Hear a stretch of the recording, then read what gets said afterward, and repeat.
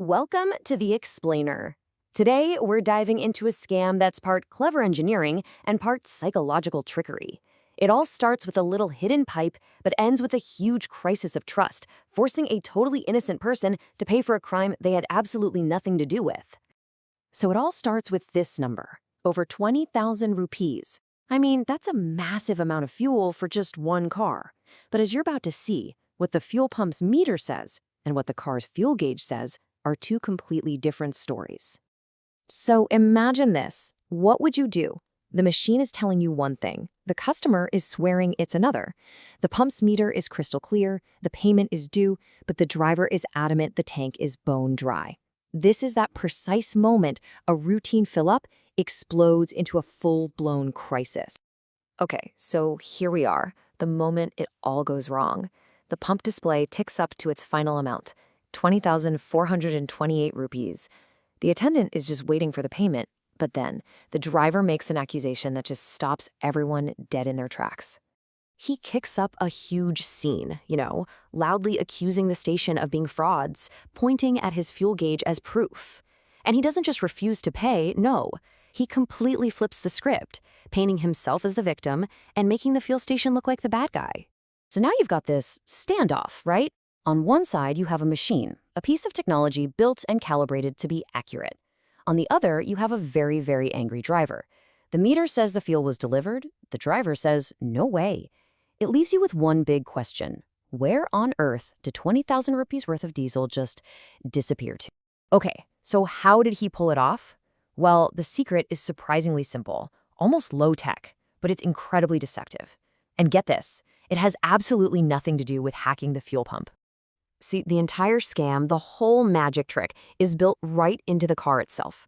There's a hidden modification that gives the driver complete control, letting him divert all that fuel long before it ever has a chance to reach the actual tank. All right, let's break this down. First off, there's a hidden pipe connected to the fuel inlet, so as the pump is running, all that diesel gets siphoned away into some secret container hidden in the car. The car's actual tank, it gets nothing, zero. But the mechanical trick is only half of it. The final step is pure social engineering. The driver creates a loud public argument.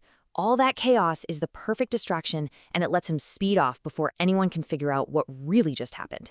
So the scammer takes off. But the problem? It doesn't leave with him. It just shifts onto the two people who are left behind, the station owner and the completely innocent pump attendant. The owner, now looking at a major financial loss, makes a snap decision. He points the finger straight at his employee. He declares that the entire cost of the stolen fuel is coming out of the attendant's salary. And just like that, in the owner's mind, the problem is solved. And this is where it gets really interesting because you see two totally different worldviews just collide. For the owner, it's just a business calculation. A loss happened on the attendant's watch, so the attendant has to pay. Simple. But for the employee, this is a massive injustice. I mean, he was the one who got scammed, and now he's the one being punished for it. Think about that for a second. The first reaction isn't, let's investigate the crime, or let's find the thief. No, it's to punish the easiest target available, the employee. And just like that, his entire month's wages, gone. But here's the thing. The story isn't over. Not by a long shot. The scammer, feeling pretty good about himself, now has a brand new problem, one that he created all by himself.